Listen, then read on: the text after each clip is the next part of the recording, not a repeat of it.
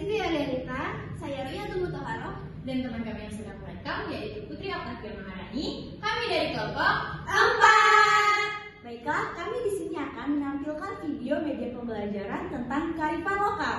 Selamat menyaksikan. Assalamualaikum warahmatullahi wabarakatuh. Halo, perkenalkan nama saya Siti Alfi Safia Rahma. Kali ini saya akan menampilkan video pembelajaran tentang teks deskripsi. Mari kita simak videonya.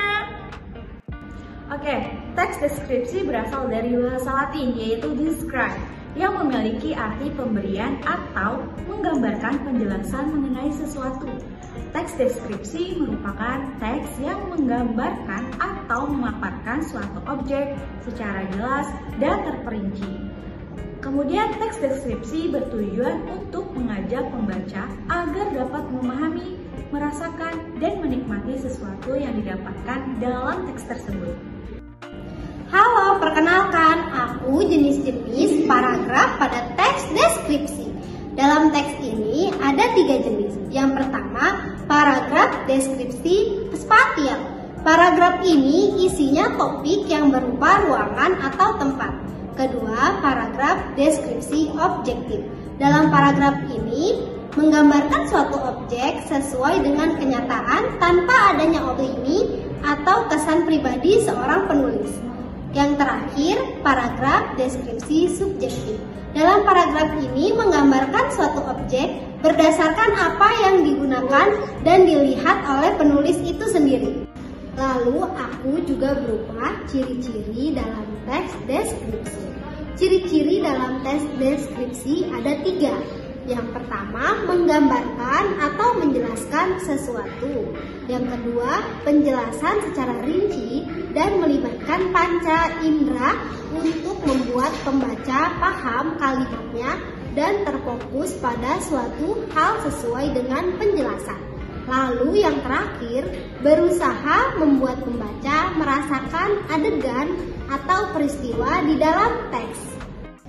Halo, aku adalah struktur teks deskripsi. Aku ada 3 bagian. Yang pertama, identifikasi. Identifikasi adalah tahapan awal yang berisi gambaran umum terhadap objek yang ingin disampaikan. Misalnya, mencari objek berdasarkan lokasi, sejarah, makna nama, dan pernyataan umum. Yang kedua, deskripsi bagian.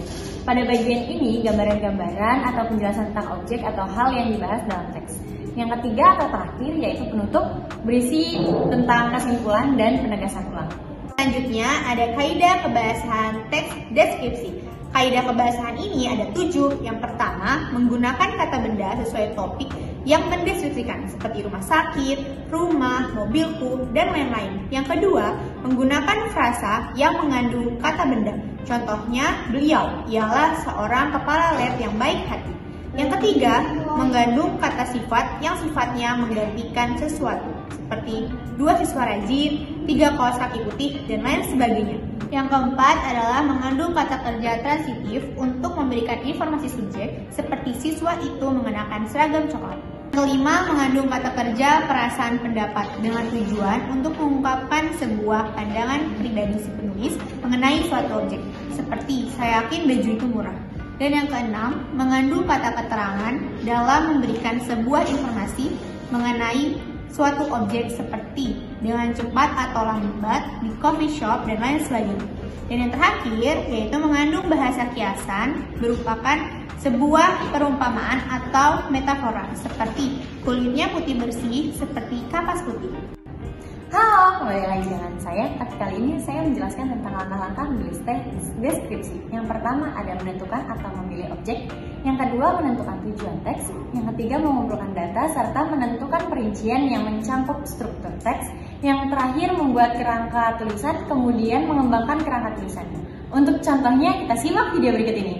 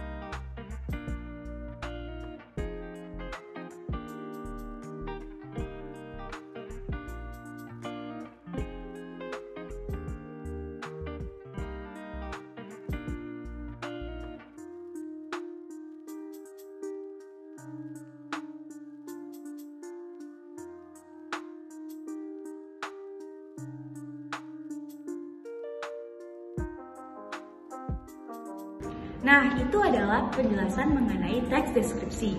Semoga kalian dapat memahami dan dapat membuatnya. Terima kasih kalian sudah menyaksikan videonya. Wassalamualaikum warahmatullahi wabarakatuh. Sekian video kelompok kami, kurang dan lebihnya mohon maaf. Jalan-jalan ke Jakarta, cakep! Semoga